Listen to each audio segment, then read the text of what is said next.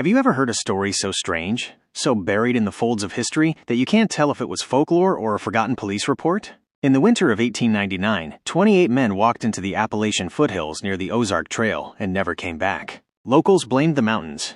Others whispered about 3 sisters who lived in a sagging farmhouse deep in those woods, women who were never seen in daylight and who supposedly kept a cellar no man should enter. They called it the breeding cellar, and when search parties finally found what was left of that place, the story of the Ozark Sisters would become one of the most terrifying disappearances in American folklore.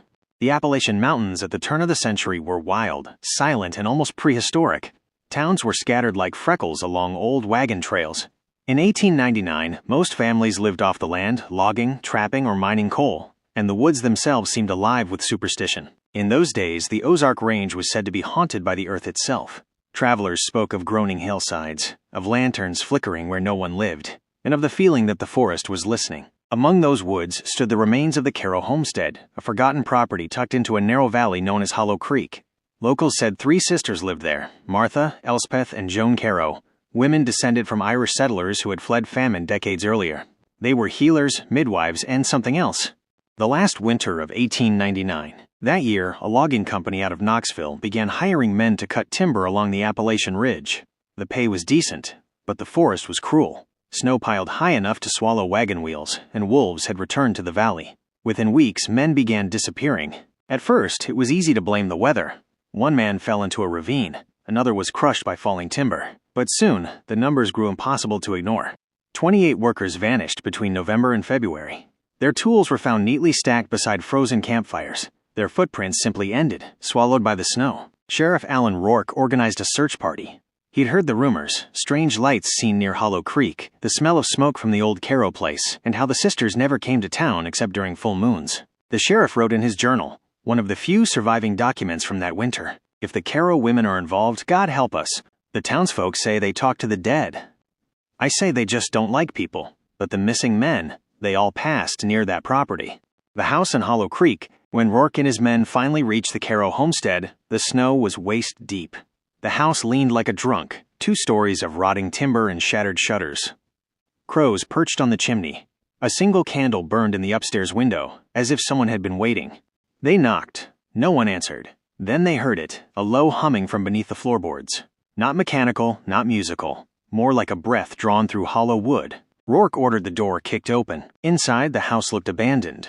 Dust thick as ash, furniture draped in sheets.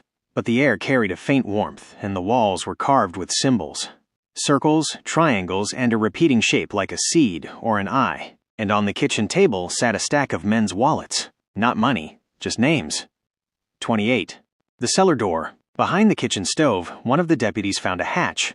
It was bolted from the outside, sealed with iron nails driven in crooked lines. Over it, someone had painted the same symbol, the seed-shaped eye, and scrawled a single word, Bloom. Rourke hesitated. Then he pried it open. A stench rolled out, damp earth, rust, and something faintly sweet, like wilted flowers left too long in water. They descended by lantern. The cellar stretched far deeper than any farmhouse needed, carved directly into the limestone beneath the valley. Roots hung from the ceiling like veins, and shallow alcoves lined the walls. In each alcove stood what looked like a wooden cocoon, roughly the size of a man. Some had cracked open. Inside them were bundles of dried vines, twisting, pulsing ever so slightly when touched. The vines glistened with sap, and something human-shaped was visible tangled within. One deputy vomited. Another began praying. Rourke only whispered, "What did they plant down here?" Then came the sound, soft at first, like a heartbeat echoing through the rock. The sisters appear. From the far end of the tunnel, 3 figures emerged, hooded, barefoot, their faces hidden behind veils of black lace. They carried lanterns of their own, their light flickering greenish like swamp fire. Rourke raised his gun. The tallest sister, Elspeth, spoke calmly. "You shouldn't have come here, Sheriff. The men wanted to feed the mountain. We just helped them bloom." Her voice wasn't threatening. It was mournful, almost kind. Before anyone could react, the lanterns went out. The last thing Rourke remembered before losing consciousness was the sound of vines tightening and the walls breathing. When Sheriff Rourke came to, the lanterns were gone. So were his men. The air was heavy, wet. He could barely breathe without tasting rot. The cellar walls shimmered faintly, not from light, but from something alive. Faint veins glowing like roots soaked in moonlight. His revolver lay beside him, half buried in mud. He called out each deputy's name. No answer. Then, from the far corner came a sound that froze him still. A whispering chorus. Not English. Not any human tongue. It was the same rhythm the vines had. A pulse that almost seemed to sync with his heartbeat. He staggered to his feet and shined his lantern into the dark. And saw them. The missing men. Or what was left of them. They were suspended from the ceiling by thick cords of vine, wrapped from shoulders to ankles, their faces half visible beneath translucent sap. Each chest rose and fell slowly, unnaturally, as if something inside them breathed instead. Rourke's lantern flickered across dozens of faces he recognized. Lumberjacks, trappers, drifters, all swaying gently in unison. Then, one of the bodies moved its mouth. "Help me." But the voice didn't sound human. It came from the vine itself, the sound of air forced through hollow stems. He backed away, tripping over a shallow trench that ran through the cellar. It looked like irrigation, carved channels leading from each hanging body into the earth. And through those channels flowed something dark, thick, and red. Blood. Rourke's mind reeled. This wasn't murder. This was cultivation. The diary on the altar. Against the far wall stood a stone slab covered with tools that didn't belong in any farmhouse. Bone knives, clay jars filled with preserved eyes, and a thick book bound in leather. When Rourke opened it, he found page after page of handwritten prayers. But the ink wasn't black. It was brown. Old, dried blood. The writing told the story of Mother Root, a spirit of the mountain who had given life to the land long before settlers arrived. The Carrow women believed every man who entered her soil was meant to return, to feed the roots that birthed him. Rourke read one line again and again, trying to make sense of it. Through the seed of man the root shall breathe. Through the root we shall never die. He slammed the book shut and heard something behind him, the sound of bare feet on wet stone. The sisters' return. The three sisters stood between him and the stairs. Without their veils, their faces were wrong. Pale as bone, eyes entirely black. Their hair moved like smoke, drifting without wind. Joan, the youngest, tilted her head. "You woke too soon," she said softly. "Most men sleep until spring." Rourke raised his gun, voice trembling. "Where are my deputies?" Elspeth smiled faintly. "They're feeding the mountain now." "Don't fight it. No one ever leaves Hollow Creek." She stepped closer, the earth quivering under her bare feet. "Do you know why the mountain keeps you here, Sheriff? Because it's hungry for faith. And you," she touched his chest, "still believe in justice." He fired. The shot echoed off the stone walls. Elspeth staggered back, not bleeding but exhaling black dust. Her body folded inward like paper burning from within. The other two screamed, a sound like branches snapping underwater. Rourke ran. He tore through the cellar, tripping over vines that reached for his boots. The tunnel twisted deeper instead of upward, leading him into a cavern that didn't feel carved by hand. Massive roots hung like ribs, pulsing faintly with light. In the center of the room sat something enormous buried in soil. Not rock, not wood, but flesh that looked like both. A heart the size of a wagon, beating once every few seconds, connected to every vine in the mountain. And between its roots hung more bodies, not just the missing men, but skeletons in uniforms, miners, even native tools and bones older than any town nearby. The mountain had been eating for centuries. The voice of Mother Root. The air grew warm, almost comforting. Then came the whisper, not from outside, but inside his head. "You came seeking your men. You found your mother. Stay. Feed.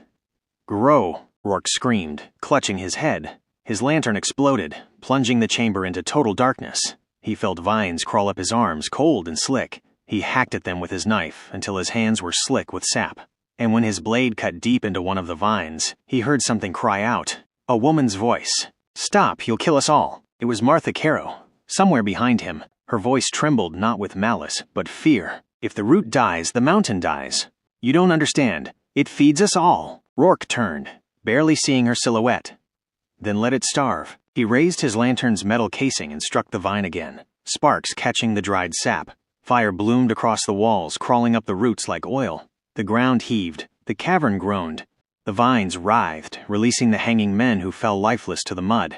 Rourke sprinted toward the faint glow of daylight, following the smoke. Behind him the sisters screamed, their voices merging with the sound of the burning mountain.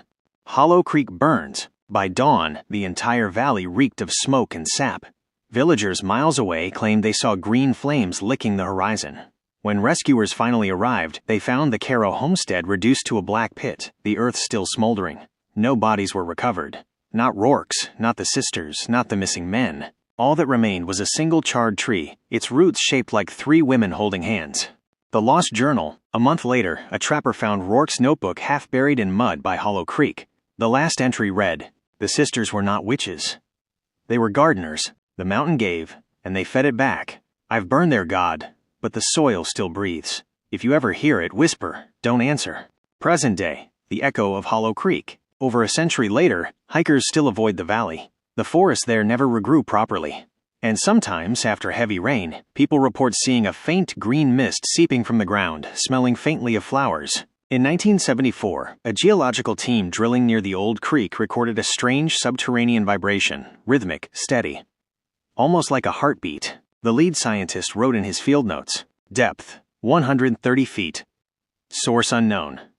Frequency irregular. Pattern resembles a pulse. They sealed the borehole and never returned." Some say the Ozark Sisters still live beneath those hills, woven into the roots of the mountain they once served. Others believe the forest itself became them, and every time a man disappears in the Appalachians, the mountain simply remembers how to eat. So if you ever find yourself camping near Hollow Creek and you wake to the sound of humming under your tent, don't follow it, because whatever's breathing down there isn't done feeding.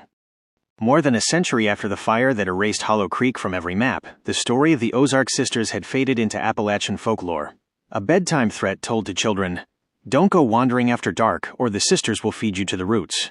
But every legend leaves traces, and in 2019, one trace resurfaced. The Discovery. A group of college filmmakers from Tennessee set out to make a documentary called Vanished Appalachia. Their project focused on forgotten ghost towns and mining tragedies. One of them, Rachel Dunbar, a folklore major, stumbled across a half-burned journal in a regional archive in Little Rock. It was Sheriff Rourke's notebook, the one that should have been lost to time.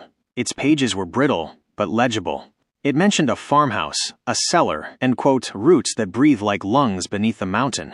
Rachel's professor dismissed it as myth, but to Rachel, it read like a map. She convinced her crew, her brother Ben and their friend Corey, to detour toward the ruins of Hollow Creek. No town existed by that name anymore, but old survey records pointed them to a patch of wilderness in the southern Ozarks, land owned by the federal government, marked simply as Restricted Habitat Zone.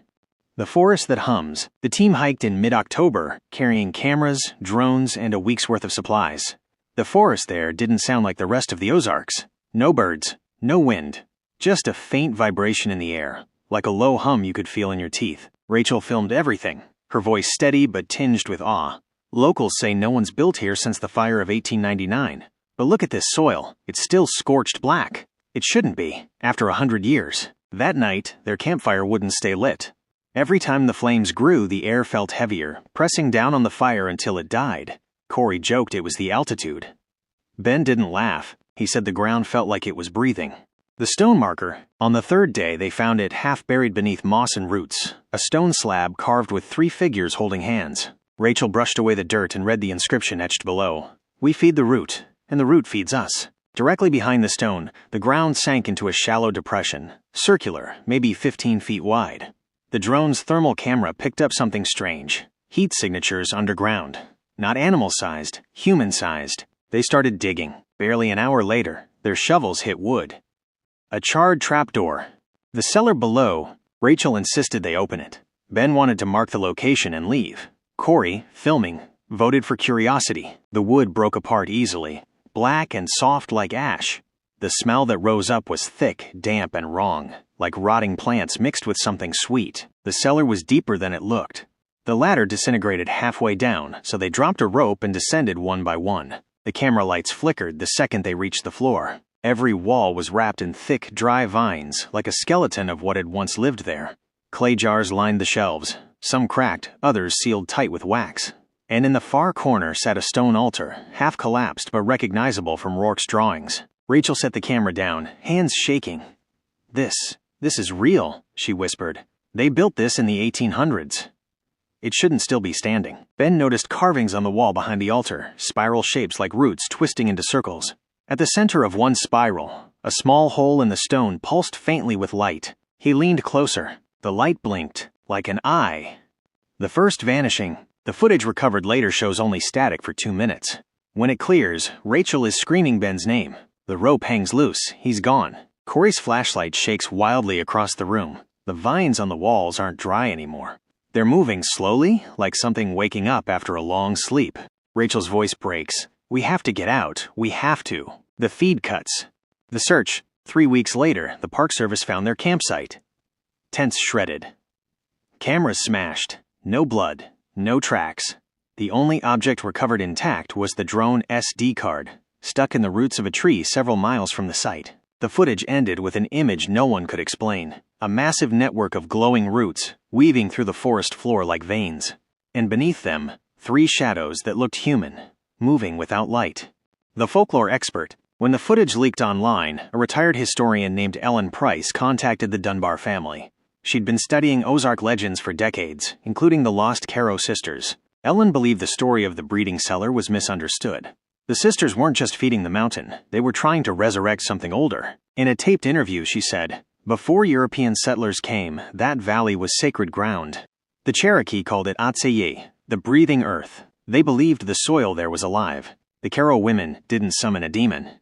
They found one." The modern excavation. In 2022, a private mining firm, Trisol Energy, purchased drilling rights near the same area. Within weeks, workers began reporting strange events. Tools missing, lights flickering, muffled voices coming from boreholes. One foreman recorded an audio log the night before the project shut down. "It's like the ground's talking back. We hear knocking at 300 feet, rhythmic like a heartbeat. The sensors show pressure changes down there like something's moving through the soil." The next morning, the entire drilling rig had sunk 3 feet overnight. The earth swallowed it. Trisol abandoned the site, citing, quote, "unstable ground conditions." The return of Hollow Creek. Locals now call that stretch of forest the Green Holler. Satellite images show faint, circular clearings appearing each spring, as if something beneath the surface is pressing upward. Ellen Price died in 2024. Her final note, found on her desk, read, "It was never a legend. The root never died. It just learned to wait." The final transmission. 3 months ago, a storm in the Ozarks triggered a landslide near the same area. Rescue teams found a cavern exposed beneath the fallen rock, lined with ancient roots and dozens of wooden crosses. On one of those crosses hung a camera. Inside was a video file dated October 19, 2019, 2 days after Rachel's last known footage. The screen flickers. Rachel's voice, hoarse and trembling. "If anyone finds this, we didn't find a cellar.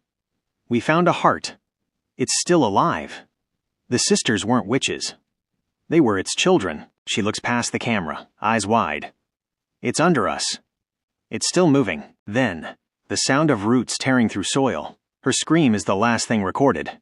The video ends with one frame of a face pressed against the lens, pale, eyeless, its skin streaked with veins that pulse green. Epilogue. The mountain still breathes. To this day, the area remains fenced off by federal order. No official reason has ever been given, but hikers claim that if you stand near the border after midnight, you can hear faint humming coming from the ground, the same low vibration Sheriff Rourke heard in 1899. Sometimes, it sounds almost like a voice, and if you listen long enough, it whispers your name. The mountain keeps what it's given. The soil never forgets. And maybe the Ozark Sisters weren't evil after all. Maybe they were just the first to understand what the mountain wanted. Some roots feed trees. Others feed on us.